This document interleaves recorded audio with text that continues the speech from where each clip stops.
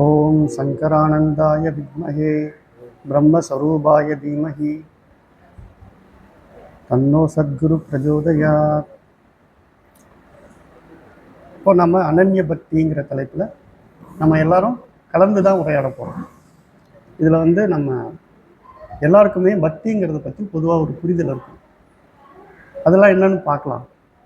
அப்புறமா அனன்ய பக்தினா என்ன அப்படிங்கிறத பார்க்கலாம். இப்போது பக்தின்னா பொதுவாக நம்ம என்ன சொல்லுவோம்? நீங்கள் சொல்லுங்கள். கடவுள் மேலே நம்ம வச்சுருக்கக்கூடிய ஒரு அன்பு, நம்பிக்கை. நமக்கு ஏதாவது தேவைன்னா அப்போ அதுக்கு பேர் என்ன சொல்கிறோம்? நம்ம பக்தி செலுத்துகிறோம். நம்மக்கிட்ட ஏதாவது குறை இருந்தால் நிறைவுப்படுறதுக்கோ, நம்மக்கிட்ட தேவை இருந்தால் உடல்நிலை சரியில்லை, பணபலம் இல்லை, வீடு கட்டணும், இந்த மாதிரி ஏதாவது தேவைகள் இருக்கும் போதெல்லாம் இது ஒரு வகை. இன்னொரு வகை, எனக்கு எதுவும் தேவையில்லை, எனக்கு இறைவனை பற்றின சிந்தனை இருந்தால் போதும் அப்படின்னு இருக்கிறவங்களும் இருக்கிறாங்க. அப்போ இந்த மாதிரி பக்திங்கிறதுல எல்லாரும் நிறைய விதமாக புரிதல் வச்சுருக்கோம். நிறைய விதமான மனிதர்கள் பக்தியை அவரவர்களுடைய தன்மைக்கு ஏற்ற மாதிரி செலுத்திக்கிட்டு இருக்காங்க இறைவன் மேலே. அப்போ பக்திங்கிறதுல 2 பேர் இன்வால்வ் ஆகிறாங்க. பக்தன், அப்புறம் பக்தி யார் மீது பக்தி செலுத்துகிறானோ அந்த இறைவன். 2 பேர் இருக்காங்க இல்லையா? அப்போ 2 பேர் இருந்தால் அதுக்கு பேர் என்னது? துவைதம் அப்படின்னு சொல்லுவோம். 2 பேர் இருந்தால் துவைதம். துவைதம்னா சமஸ்கிருதத்தில், ஹிந்தியில் 2 அப்படின்னு அர்த்தம். அப்போ 2 பேர் இன்வால்வ் ஆகிறதுனால அதை துவைதம் அப்படின்னு சொல்கிறோம். இப்போ நமக்கு சாஸ்திரத்துலையும் ஆச்சாரியர்களும் உண்மையிலேயே பக்தினா என்னன்னு அவங்க சொல்லி கொடுக்குறாங்க இல்லையா? அதை நம்ம புரிஞ்சுக்கிறதுக்கு முயற்சி பண்ணணும். நம்ம சக வாழ்க்கையில் நம்ம எல்லாரும் பயன்படுத்திகிட்டு இருக்கக்கூடிய முறை ஒன்று இருக்குது. சாஸ்திரத்தில் இருக்கக்கூடிய விஷயத்தை ஆச்சாரியர்கள் எப்படி நமக்கு புரிந்து கொள்றதுக்கு எடுத்து கொடுக்குறாங்கங்கிறத நம்ம பார்க்கணும் இல்லையா? அதை முதல்ல இப்போ நம்மளை பொறுத்த வரைக்கும் நம்ம சாஸ்திரத்தில் இருக்கக்கூடிய விஷயங்களை எல்லாம் பாஷ்யமாக எழுதி கொடுத்துருவர் நம்ம சங்கராச்சாரியார், ஸ்ரீ சங்கராச்சாரியார் அவர்கள். அந்த பாஷ்யம்லாம் சமஸ்கிருதத்தில் இருந்ததை நமக்கு மொழிபெயர்ப்பு செஞ்சு கொடுத்தது நம்ம சங்கரானந்த சுவாமி. ஸோ அந்த மாதிரி இருக்கக்கூடிய விஷயங்கள்லேருந்து நான் மேற்கோள் காட்டுறதுக்கு சில ஸ்லோகங்கள் எடுத்திருக்கிறேன். முதல்ல பக்தினா என்னங்கிறத விவேக சூடாமணி நூல், அது ஸ்ரீ ஆதிசங்கராச்சாரியருடைய ஒரு கிரந்தம். அதில் ஒரு ஸ்லோகம் பக்தினா என்ன அப்படின்னு சொல்லி கொடுத்துருக்குறாங்க. முதல்ல அதை நம்ம பார்க்கலாம்.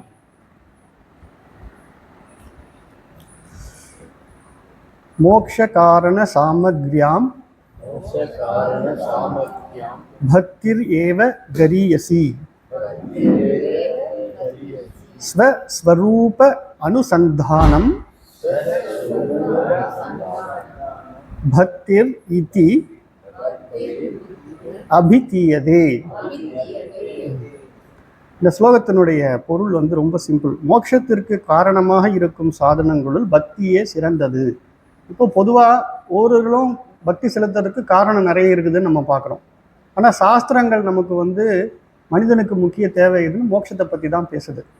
அப்போ மோட்சத்திற்கு இருக்கக்கூடிய சாதனங்களில் எது சிறந்ததுன்னா இங்கே சுவாமி பக்தியே சிறந்தது. மோக்ஷ காரண சாமக்ரியாம் பக்திர் ஏவ கரீயசின்னா அதுதான் எல்லாத்துலேயும் சிறந்தது அப்படிங்கிறாங்க. அப்போ பக்தினா என்னன்னு அவங்க சொல்லணும் இல்லையா? அதை தான் அடுத்த வரியில் ஸ்வஸ்வரூப அனுசந்தானம். ஸ்வஸ்வரூப, ஸ்வன்னா தனக்குள்ள நான் அப்படின்னு சொல்லக்கூடிய ஸ்வரூபம், என்னுடைய உண்மையான ஸ்வரூபம் ஒன்று இருக்குது, அதுதான் நான். அந்த ஸ்வரூபத்தை பற்றி அணுன்னா தொடர்ச்சியாக, சந்தானம் இங்கே சிந்தனை செய்தது. தியானம்னு சொல்கிறோம் இல்லைங்களா? தியானம்னா என்ன? தொடர்ச்சியான ஒரே விஷயத்தை பற்றின சிந்தனை தான் தியானம்னு சொல்கிறோம். அப்போ ஸ்வஸ்வரூப அனுசந்தானம் பக்திர் இது அபிதீயதே. தன்னுடைய உண்மையான ஸ்வரூபத்தை தொடர்ந்து சிந்தித்தலே பக்தி என்று கூறப்படுகிறது. இப்போ ஒவ்வொரு மனிதனும் பக்தியை பற்றி பல விதங்களை நம்ம பின்பற்றிட்டு இருக்கிறோம். ஆனால் சாஸ்திரத்தில் இருக்கிற ஆச்சாரியர்கள் நமக்கு எப்படி எடுத்து கொடுக்குறாங்க? ஸ்வஸ்வரூப அனுசந்தானம், தன்னுடைய உண்மையான ஸ்வரூபத்தை தொடர்ந்து சிந்தித்து கொண்டே இருக்கிறது தான் பக்திங்கிறாங்க. இது புது விதமாக இருக்குல்ல? அப்போ தன்னுடைய ஸ்வரூபம் முதல்ல என்னன்னு தெரியணுமே. இப்போ தன்னுடைய ஸ்வரூபம்னா நான் அப்படின்னு சொல்கிறது தான், நான் சொல்லக்கூடிய விஷயத்தை தான் ஸ்வரூபம்னு சொல்கிறோம். அப்போ நான்ன்றது யாருன்னு எனக்கு தெரியுமா? அப்புறம் நான் இதுவும் கடவுள்னு சொல்லி ஒருத்தர் பக்தி வச்சேன்ல, அவர் யாருன்னு நமக்கு தெரியுமா? இப்படி பல கேள்விகள்லாம் இதெல்லாம் நமக்கு சாஸ்திரத்தில் நம்ம படிச்சுட்டு வரோம். இப்போ எல்லாருமே இங்கே இருக்கிறவங்க எல்லாருக்குமே ஓரளவுக்கு இந்த விஷயங்கள் எல்லாம் வந்து தெரிஞ்சிருக்கும். நம்ம ரொம்ப டீப்பாக போனோம்னா நிறைய நேரம் ஆகிடும். அதனால் இப்போ ரொம்ப சிம்பிளாக வந்து பக்தினா என்னன்னு புரிஞ்சுக்கிட்டோம் இல்லையா? தன்னை பற்றி, தன்னுடைய சுயஸ்வரூபத்தை பற்றி தொடர்ச்சியாக சிந்தனை பண்ணுறது தான் பக்தி. சரிங்களா? இது ரொம்ப இம்பார்ட்டண்ட். இதை பகவத்கீதையில் க்ஷேத்ரஜ்யம் சாபிமாம் வித்தி சர்வக்ஷேத்ரேஷு பாரத பாரதா அப்படின்னு சொல்லுவாங்க. எல்லா உடலிலும் ஆன்மாவாக அறிபவனாக இருப்பவன் நானே என்று அறிவாயாகன்னு பகவான் ஸ்ரீகிருஷ்ணர் சொல்கிறார். அப்போது நம்ம எல்லாருக்குள்ளேயும் அறிபவன் நான் தானே, அறிபவன் நான் தானே ஆன்மா. அப்போ நானாக இருக்கக்கூடியவர் யார்? அவரே சொல்கிறாரு, நான் தானே ஸ்ரீகிருஷ்ணர் சொல்கிறார். ஸ்ரீகிருஷ்ணன் பரமாத்மா பிரம்மம் அப்படின்னு சொல்கிறோம்னா அவரே சொல்கிறார் நம்மக்கிட்ட என்ன சொல்கிறார்? உங்கள் எல்லாருக்குள்ளேயும் அறிபவனாக ஆத்மாவாக இருப்பவன் நானே. அப்போ இங்கே வந்து நான் சொல்லிக்கிட்டு இருக்கக்கூடியது உண்மையான ஸ்வரூபம் எது? அப்போது பகவான் தான். நம்ம யாரை கடவுள்னு நினச்சிக்கிட்டு இருக்கிறோமோ அவர் தான் இங்கே நான் சொல்கிறதுக்கான ஒரு பொருளாக இருக்கிறார் அப்படிங்கிறத அது பகவத்கீதையில் அந்த மாதிரி ஒரு ஸ்லோகத்தில் சொல்கிறாங்க. அப்போது நம்ம வந்து துவைத பக்திங்கிறத முதல்ல பார்த்தோம். எல்லாருமே இந்த உலகத்தில் துவைத பக்தி தான் செலுத்திக்கிட்டு இருக்காங்க. ஆனால் இங்கே பார்த்தா நமக்கு ஆச்சாரியர்கள் வேறு விதமாக சொல்கிறாங்க. முதல்ல தன்னை பற்றி தெரிஞ்சுக்குங்க, தன்னை பற்றி தெரிஞ்சு தன்னுடைய ஸ்வரூபத்தை தெரிஞ்சு அதையே தொடர்ச்சியாக சிந்தனை பண்ணுறது தான் பக்திங்கிறாங்க. இப்போ பாருங்கள், இது ரொம்ப வித்தியாசமாக இருக்கு. இன்னொன்று பகவத்கீதையில் என்ன சொல்கிறாரு? பகவான் நானே உங்ககிட்ட, நான் தான் உங்ககிட்ட நான் இருக்கிறேன், நீ யாரை நான் சொல்லிக்கிட்டு இருக்கியோ உண்மையிலே அது நான் தான் அப்படிங்கிற. அப்போ நான் பகவான் ரெண்டு இருக்குதா? இங்கே பகவான் தானே இங்கே நானாகவே இருக்கிறார். இங்கே ரெண்டு பொருள் இருக்குதா? ஆனால் நம்ம என்ன பண்ணிகிட்டு இருக்கோம் இவ்வளோ நாளாக? பக்திங்கிற பேரில் அவர் வேற ஒரு ஆளாகவும் நான் ஒரு வேற ஆளாகவும் கன்சிடர் பண்ணி நான் ரொம்ப இழிநிலையில் கீழ்நிலையில் ஏதோ தேவை உள்ளவனாகவும் குறை உள்ளவனாகவும் என்னை கருதிக்கிட்டு அவர் எல்லாம் வல்லவர் அப்படின்னு சொல்லி கருதி மேலே வச்சு வழிபட்டுக்கிட்டு இருக்கேன். அப்போது சாஸ்திரத்தில் நமக்கு என்ன சொல்லி கொடுக்குறாங்க? ஏன் இந்த கஷ்டம் உங்களுக்கு? உங்களுக்குள்ள நானுங்கிறத பகவானே தான் இருக்கிறாரு, நீங்கள் எவ்வளோ கஷ்டப்படவே வேண்டாம். பகவானாவே உங்களுக்குள்ள நான் இருக்கும்போது ஏன் நீங்கள் வந்து கஷ்டப்படுறீங்க அப்படின்னு சொல்கிறார். இதை பற்றி பகவத்கீதையில் அனன்ய பக்திங்கிற தலைப்பில் நம்ம பார்க்க போகிறதா போன இல்லை சொல்லியிருந்தோம். அதுக்கு சில ஸ்லோகங்கள்லாம் கொடுத்துருந்தேன். எப்படியும் எல்லாரும் அதை படிச்சிருக்க மாட்டீங்க, அதனால் நானே இந்த ஸ்லோகங்கள்லாம் கொண்டு வந்திருக்கேன். வேக வேகமாக அதை பார்த்து முதல்ல அனன்ய பக்தினா என்னன்னு புரிஞ்சுக்கலாம். பொதுவாக அந்நியம்னா என்ன? தனக்கு வேறான அப்படிங்கிற பொருள். அப்போ நம்ம சமஸ்கிருதத்தில் எப்பயுமே ஒரு சொல்லுக்கு முன்னாடி அ அப்படின்னு போட்டுட்டோம்னா அதனுடைய எதிர்ப்பதம். இப்போ ஞானம் ஞானம் சொன்னார், அப்போ ஆ போட்டோம்னா அஜ்ஞானம். ஞானம்னா அறிவு, அஜ்ஞானம்னா அறியாம், அதுக்கு எதிர்ப்பதம் இல்லையா? அப்போ அந்நியம் அப்படின்னா நமக்கு வேறான. அப்போ அனன்யம்னா நமக்கு வேறு இல்லாத, நமக்கு வேறு இல்லாத பக்தி.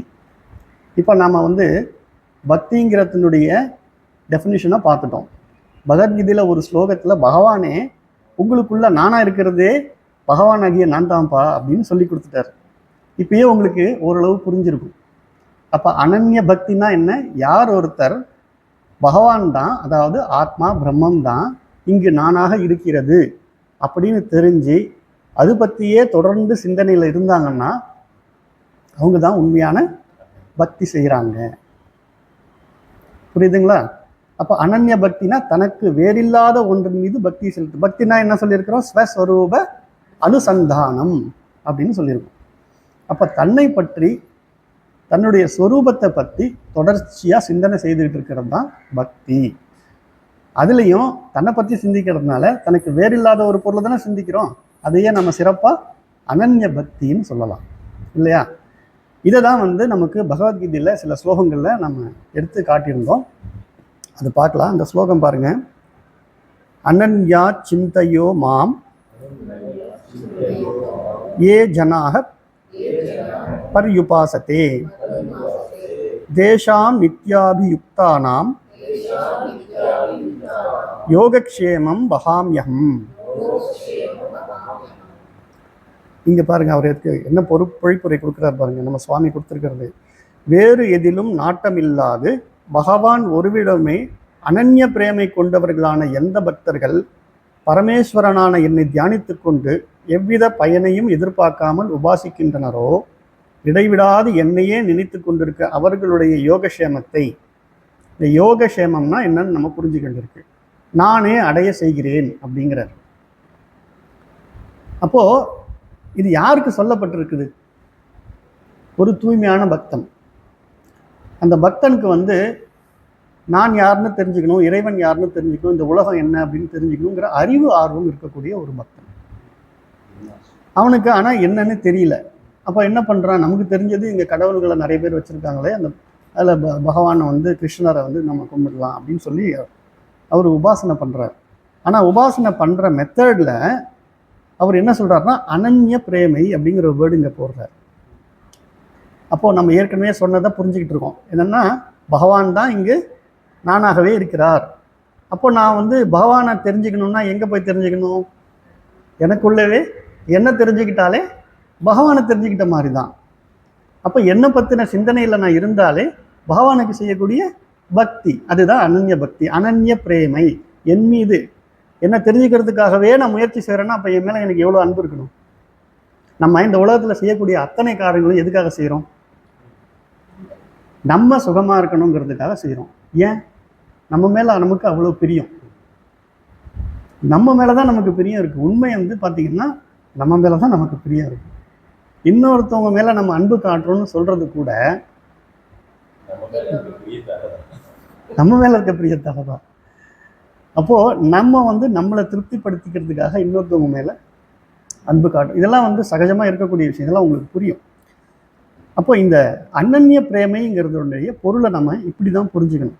நமக்கு நம்ம ஆச்சாரியர்கள் அனன்ய பிரேமை, அனன்ய பக்திங்கிறத தனக்குள்ள பகவானே இங்கு நானாக இருக்கிறார், அது எப்படிங்கிறத சரியான குரு மூலயமா நம்ம இந்த மாதிரி சங்கராச்சாரியார் மரபில் வரவங்கக்கிட்ட கேட்டு தெரிஞ்சு அதே சிந்தனையில் இருக்கிறோம் பார்த்தீங்களா, அதுதான் அப்படி சொல்கிறாங்க. இப்போ பக்தினா இப்போ என்னன்னு தெரிஞ்சிச்சா? இனி நம்ம கோயிலுக்கு போகும்போது அங்கே ஒரு லிங்கம்னா அடையாளம், ஏதோ ஒரு ஸ்வரூபம் இருக்கும், ஒரு ரூபம் இருக்கும். அந்த ரூபம் முன்னாடி இருந்தாலும் நம்ம என்ன சொல்கிறோம்? பகவான் அங்கே இருக்கிறதா நம்ம கற்பிதம் பண்ணுறோம் இல்லையா? அதே பகவான் இப்போ எங்கே இருக்கிறாரு? நானாகவே இருக்கிறார். எனக்குள்ளே இல்லை, நானாகவே இருக்கிறார்.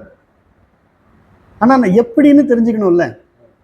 அது எப்படின்னு தெரிஞ்சுக்கிட்டாதான் நம்ம சரியாக அதை பற்றி சிந்தனை பண்ண முடியும். அதுக்கு தான் நம்ம குருவை நாடணும்.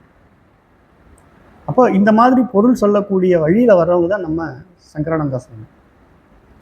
அவங்கள்ட்ட நம்ம இது குறித்து நம்ம நெருக்கமாக உட்காந்து கேட்டு தெரிஞ்சுக்கணும். எப்படி பகவான் தான் இங்கே நானாக இருக்கிறாருன்னு சொல்கிறாங்களே, ஒரு ஆச்சாரியர் இந்த மாதிரி சொல்லிட்டாரு, இது எப்படி எனக்கு புரியலையே அப்படின்னு தெரியாதவங்க கேட்டு தெரிஞ்சுங்க. உங்களுக்குலாம் தெரியும், தெரியாதவங்க கேட்டு தெரிஞ்சுக்கங்க.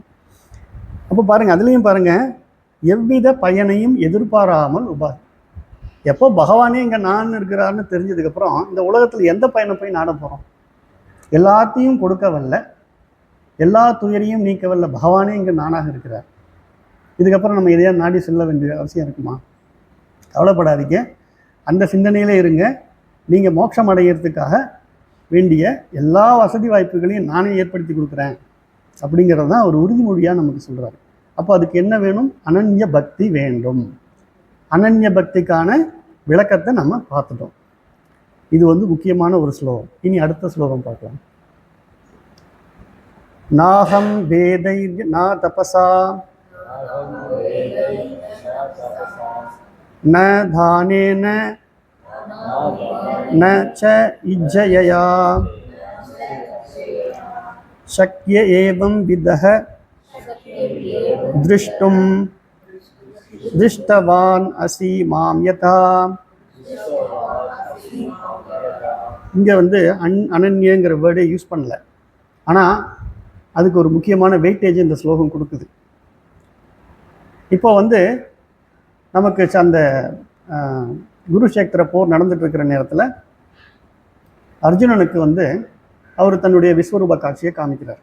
அவர் பார்த்துட்டார். இப்போ அதுக்கடுத்து தொடர்ச்சியாக வரக்கூடிய ஸ்லோகத்தில் எவ்வாறு நீ என்னை பார்த்தாயோ இவ்விதமான சர்வஜம் கொண்ட நான் வேதங்களை கற்பதால் காணப்பட முடியாதவன், தபத்தினாலும் காணப்பட முடியாதவன், தானத்தினாலும் காணப்பட முடியாதவன், யாகங்கள் செய்வதாலும் காணப்பட முடியாதவன்கிறது.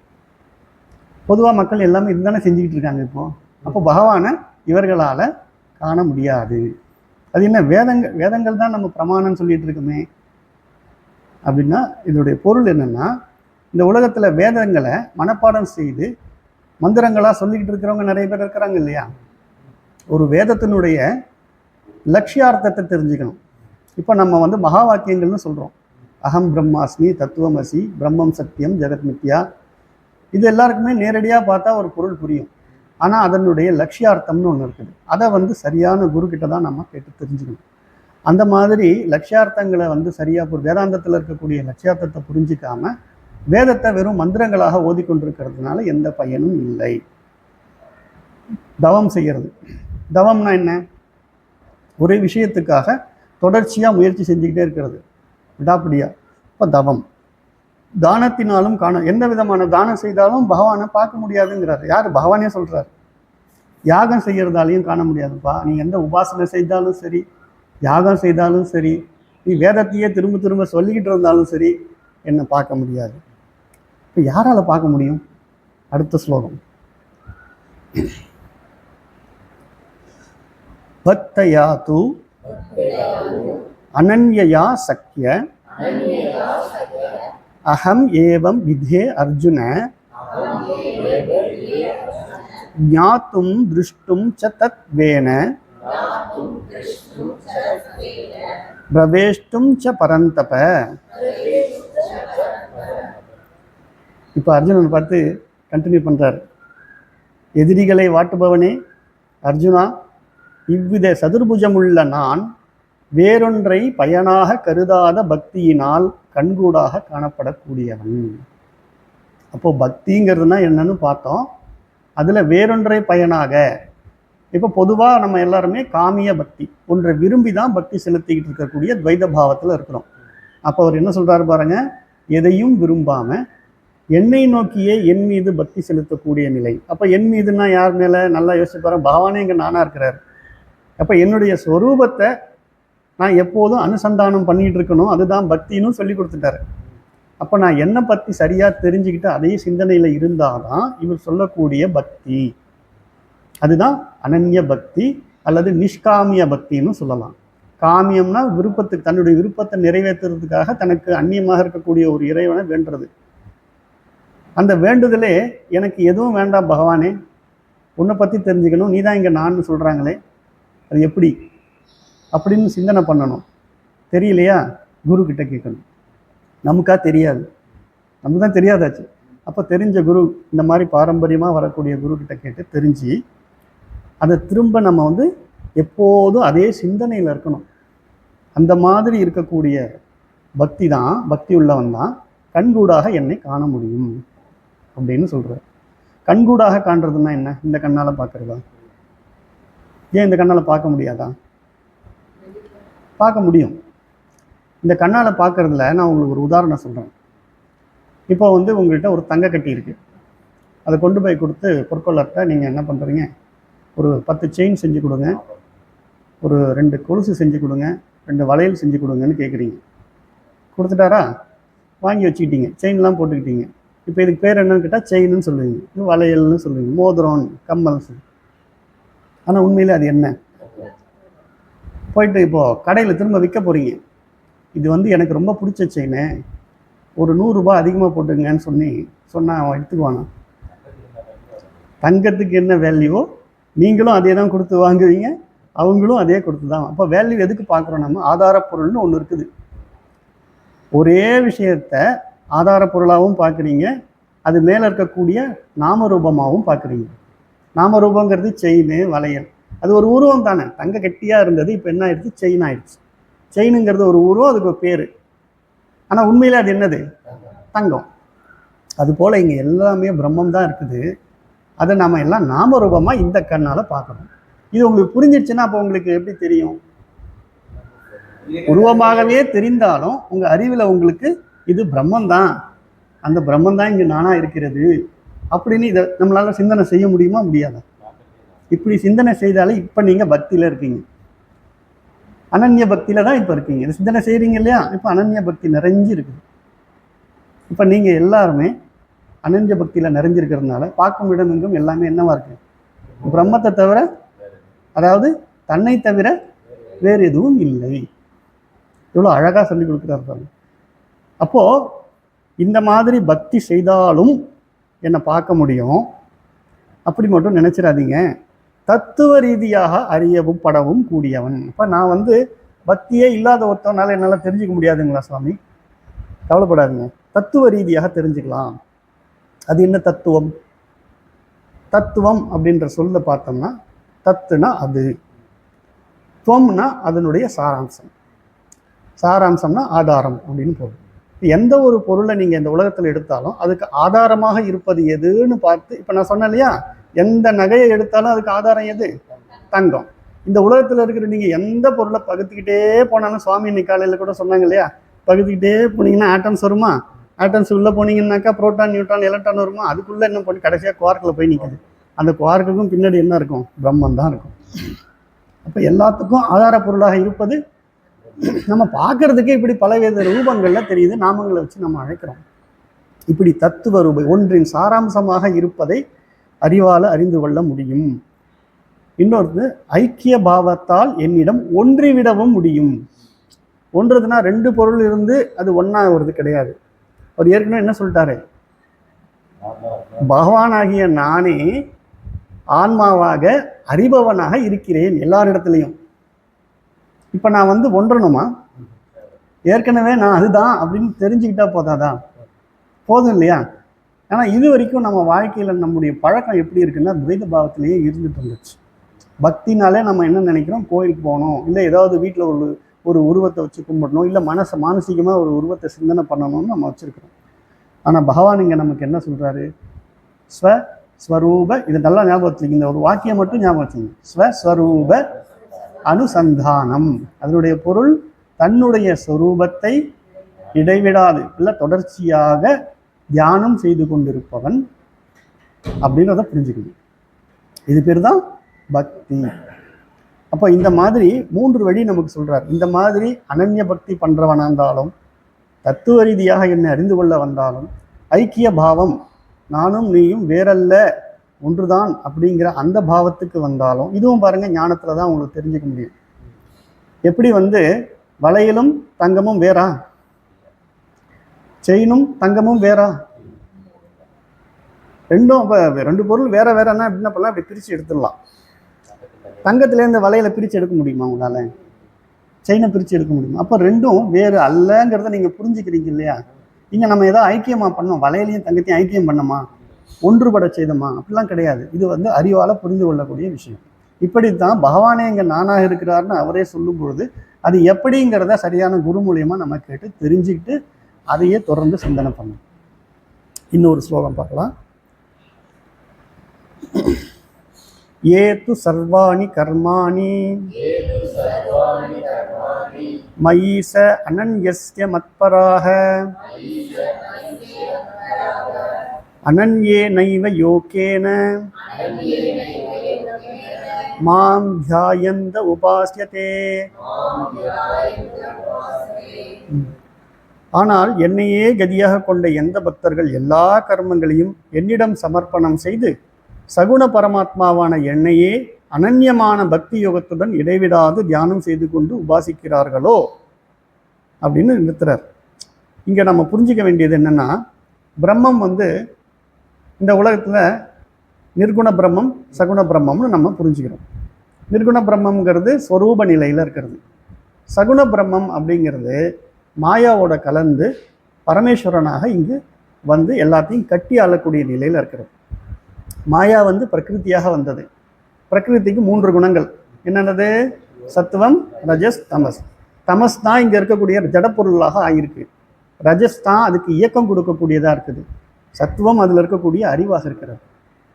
இப்படி எல்லாமே பிரகிருதி தானே அப்படி ஆயிருக்கு. இது எல்லாத்துக்குள்ளேயும் அறிவாக இருக்கக்கூடிய அந்த பரமேஸ்வரன் அவர் என்ன பண்ணுறாரு? ஸ்தூல ஜெகத்து ஸ்தூல ஜெகத்தில் இருக்கக்கூடியதெல்லாம் அனுபவிக்கும் போது விராட், அதே சூட்சும உலகத்தில் இருக்கக்கூடியதெல்லாம் அனுபவிக்கும் போது இல்லை, சூட்சும பிரபஞ்சத்தில் அனுபவிக்கும் போது ஹிரண்ய கர்ப்பன், காரண பிரபஞ்சத்தில் அந்தர்யாமி அப்படின்னு சொல்லுவோம். இதெல்லாம் நமக்கு சாஸ்திரத்தில் இருக்கக்கூடிய விஷயங்கள். அப்போது இது எல்லாத்துலேயும் இருந்து அனுபவிக்கக்கூடியனா இருக்கிறவர் யார்? பரமேஸ்வரன் தான். சரிங்களா? நான் சொல்லக்கூடிய ஸ்தூல பிரபஞ்சம்ங்கிறதுலான இந்த உடம்பு அடங்குது. சூட்சும பிரபஞ்சம்ங்கிறது தானே நம்முடைய அந்த கரணங்கள் அடங்குது. காரண பிரபஞ்சத்தில் தானே நமக்கு இருக்கக்கூடிய காரண தேகம் அடங்குது. அப்போ இதெல்லாம் யார் கட்டி ஆள்றா? பரமேஸ்வரன். ஆனால் நாமெல்லாம் என்ன சொல்கிறோம்? இது ஏன் உடம்பு, ஏன் மனசு, ஏன் புத்தியை நான் வளர்த்துக்கிட்டேன், இதெல்லாம் நான் தான் செஞ்சேன், நான் தான் சிறப்பாக பேசுகிறேன். அப்போது இந்த நானுங்கிற ஒரு அபிமானத்தை ஈஸ்வரனுடைய கைங்கரியத்து மேலே நம்ம சுமத்துறோம். இது சரியா தவறா? ஏன் அந்த தவறை செஞ்சோம்னா நமக்கு அறியாமையினால தான். அவர் நம்மகிட்ட கோபிச்சிக்கலாம் மாட்டார், கோபிச்சிக்கவே மாட்டார். இந்த உடம்பு இல்லையா இன்னொரு இடம் எடுத்து கஷ்டப்படுன்னு விட்டுருவாரு. சம்சாரத்தில் பட்டு தெளிஞ்சு எங்கிட்ட வா, நல்ல குருவை கொடுத்து உனக்கு நான் போதிக்கிறேன்னு சொல்லுவார். அவ்வளோதான். அவர் நம்மக்கிட்ட கஷ்டமே படமாட்டார். அவருடைய வேலை என்னென்னா இதெல்லாம் வேடிக்கை பார்த்து ஜாலியாக என்ஜாய் பண்ணிகிட்டு இருக்கிறார். அவ்வளோதான். ஆக்சுவலாக அங்கே என்ஜாய் பண்ணிகிட்டு இருக்கிறது உண்மையிலேயே பிரம்மன் தானே. பிரம்மன் தான் இங்கே மகேஸ்வரனாக வந்ததுன்னா இப்போ யோசிச்சு பாருங்கள், அதே மகேஸ்வரன் தான் இந்த ஸ்தூல் தேகமாக இருந்து சூட்சும தேகமாக இருந்து காரண தேகமாக இருந்தார். அவருக்கு ஸ்வரூபம் எது? பிரம்மம். இங்கே ஜீவனாக இருக்கக்கூடிய அதே மகேஸ்வரனுக்கு ஸ்வரூபமாக இருக்கக்கூடியது ஆத்மா அப்படின்னு நம்ம பேர் சொல்கிறோம். ஆத்மாவும் பிரம்மமும் வேறையா? ஒன்று தானே. அப்போ இங்கே ஸ்வரூபம் ஒன்று தான். அந்த ஸ்வரூபமே மகேஸ்வரனாகவும் இருக்கிறது சமஷ்டியா, ஜீவனாகவும் இருக்கிறது வியஷ்டியா. பேச்சுக்கு தான் சமஷ்டி வியஷ்டின்னு சொல்கிறோம், ஆனால் ஒன்று தானே. அப்போ எல்லாத்தையும் கண்ட்ரோலில் வச்சு கட்டியாளக்கூடிய அந்த மகேஸ்வரன் தான் இது எல்லாம் செஞ்சுட்டு இருக்காரு, எல்லாத்தையும் அனுபவிச்சுட்டு இருக்காரு. நான் நடுவில் நானும் ஒன்று தலையிட்டு நிற்குது. அது என்னது? அது தேவையில்லாதது. அப்போ நம்ம என்ன செய்யணும்? இந்த பிராரத்தத்தினால நம்ம எடுத்து வந்த இந்த பிறவியில் நமக்கு பிராரத்தத்தினால கொடுக்கப்பட்டிருக்கிற காரியங்களை செய்யும்போது நான் செய்கிறேனுங்கிற அந்த முனைப்போட அந்த அபிமானத்தோடு செய்யாமல் பகவான் கைங்கரியம். அப்போ பலன் ஒன்று வருமே, நானே செய்யலை, அந்த பலனை நான் அனுபவிக்கலாமா? பகவான் பிரசாதம் கொடுங்க, என்ஜாய் பண்ணிக்கிறேன். நான் செஞ்சதால் வந்ததில்லை, இது பகவானுடைய கைங்கரியத்தால் வந்தது. பகவான் என்ன பிரசாதம் கொடுக்குறாரோ அதை நான் ஏற்றுக்கிறேன் அப்படிங்கிறது தான் இங்கே அவங்க என்ன சொல்கிறாங்கன்னா, எல்லா கர்மங்களையும் என்னிடம் சமர்ப்பணம் செய்து அப்படின்னு இந்த இடத்துல மகேஸ்வரனா சகுண பிரம்மமாக வச்சு பார்த்தீங்கன்னா இப்படி பாருங்க. நிர்குண பிரம்மமாக பார்த்தீங்கன்னா உங்களுக்குள்ள நானே தான்ப்பா, நானாக தான் நீங்கள் இருக்கிறீங்க, பிரச்சனையே இல்லை. நிர்குண பிரம்மமாக பார்த்துட்டிங்கன்னா வேற. ஆனால் இங்கே விவகார வாழ்க்கையில் நம்ம இதெல்லாம் அனுபவிக்கும் போது காரியங்கள் செய்ய வேண்டியிருக்கு இல்லையா? அப்போ சகுண பிரம்மமாக பார்த்தீங்கன்னா இந்த காரியங்கள் அத்தனையும் அவரிடம் சமர்ப்பணம் செய்து அவருக்கு நம்ம செய்யக்கூடிய கைங்கரியமாக செய்து அதில் வரக்கூடிய பலனை பிரசாதமாக ஏற்றுக்கொள்ளுங்கள். இதுதான் நைஷ்கர்மிய பக்தி. நைஷ்கர்மியம்னா என்ன சொல்லியிருக்கோம்? நிஷ்காமிய பக்தி. நிஷ்காமிய பக்தினா விருப்பு வெறுப்பு நம்ம அங்கே வைக்கிறது இல்லை. பகவான் கொடுத்த வேலை நான் செய்கிறேன், எனக்கு இதில் இது வேணும் அது வேணுங்கிற அந்த விருப்பங்களெல்லாம் எதுவும் கிடையாது. இதை நான் செய்ய மாட்டேங்கிற வெறுப்பும் எனக்கு கிடையாது. பகவான் கொடுத்தாரு, செய்கிறேன். அதில் என்ன பலன் வந்தாலும் அப்படியே நான் ஏற்றுக்கிறேன். கோயிலில் போயிட்டு நமக்கு ஒரு தொன்னையில் பிரசாதம் கொடுக்குறாங்க. பிரசாதம் தானே, எனக்கு பிடிச்சிருக்கு. பக்கத்தில் ஒரு பெரிய பாத்திரத்தை எடுத்துகிட்டு போய் கொடுங்கன்னு கேட்போமா? நமக்கு தெரியும் பிரசாதங்கிறது எல்லாருக்கும் எல்லாருக்கும் ஷேர் பண்ணுறதுக்காக பகவான் படைச்சி நமக்கு கொடுக்குறாங்க. அதே போல் பிரசாதங்கிறது எப்படி இருந்தாலும் ஏற்றுக்கொள்ளக்கூடிய மனோபாவத்தில் தான் நாங்கள் போகிறோம். அதே மாதிரி இங்கேயும் நம்ம செய்யக்கூடிய காரியங்களில் எந்த பலன் வந்தாலும் அதை ஏற்றுக்கொள்ளக்கூடிய ஒரு பக்குவத்தில் இருக்கணும் அப்படிங்கிறத அப்படி சொல்கிறார். அந்த மாதிரி உபாசிக்கிறவங்களை நான் கைவிட போகிறதில்ல, அவங்கள முக்திக்கான வழியில் நான் இட்டு போயிடுவேன் அப்படிங்கிறத சொல்கிறார். அடுத்து ஒரு ஸ்லோகம் பார்த்து நம்ம நிறைவு செய்துக்கலாம். எல்லாம் ரொம்ப டயர்டாக இருக்கீங்க. தேஷாம் அகம் சமுத்தார்த்தா மிருத்யு சம்சாரகராத் சம்சார சாகராத் பவாமி நசிராத் பார்த்த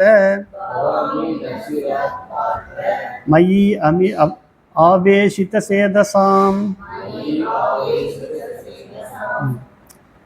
அர்ஜுனா, இவ்விதம் என்னிடம் மனதை ஈடுபடுத்தியவர்களான பிரேம பக்தி செய்யும் அவர்களை நான் சீக்கிரமாகவே மரண வடிவான சம்சாரக் கடலிலிருந்து கரையேற்றுபவனாக ஆகிறேன். இவ்வளோ நேரம் விளக்கம் சொல்லி யாரெல்லாம் இந்த அனன்ய பக்தி பண்ணுறீங்களோ, அல்லது நிஷ்காமிய பக்தி பண்ணுறீங்களோ, அல்லது தத்துவ ரீதியாக என்ன அறிவதற்கு முயற்சி பண்ணுறீங்களோ, இல்லை ஐக்கிய பாவத்தில் என்னோட ஒன்றன்னு விரும்புகிறீங்களோ, இவங்க எல்லாரையுமே அவங்க மனதை எங்கிட்ட பிரேமையினால் ஈடுபடுத்துறதுனால சீக்கிரமாகவே மரண வடிவான இந்த சம்சார கடலிலிருந்து கரையேற்றி விடுவேன்னு நமக்கு ஒரு வாக்குறுதி கொடுக்குறார். அப்போ அந்த அனன்ய பக்திங்கிறது எவ்வளோ ஒரு முக்கியமான விஷயம். வேறு எந்த பக்தியாலும் எந்த செயல்னாலையும் வேதத்தை நீங்கள் கரைச்சி குடித்து ஒப்பிச்சாலும் எந்த பிரயோஜனமும் இல்லைங்கிறார். அப்போ உண்மையிலேயே நம்மளை கடைத்தேற்றுவதற்கு இவர் சொல்லக்கூடிய இந்த அனன்ய பக்தி பக்தினா என்னன்னு தெரியும். ஸ்வஸ்வரூப அனுசந்தானம், தன்னுடைய சுயஸ்வரூபத்தையே தொடர்ச்சியாக இடைவிடாது தொடர்ச்சியாக தியானம் செய்து கொண்டிருப்பதே பக்தி. அதையே நாம் அனன்ய பக்திங்கிறோம். ஏன்னா நமக்கு பகவான் அந்நியர் கிடையாது, இங்கே நானாகவே இருக்கிறார். இது நீங்கள் நிர்குணமாக பண்ணாலும் சரி, சகுணமாக பண்ணாலும் சரி, எப்படி நானாக இருக்கிறாருங்கிறத மட்டும் நம்ம முறைப்படி ஒரு குருக்கிட்ட கேட்டு தெரிஞ்சுக்கணும்.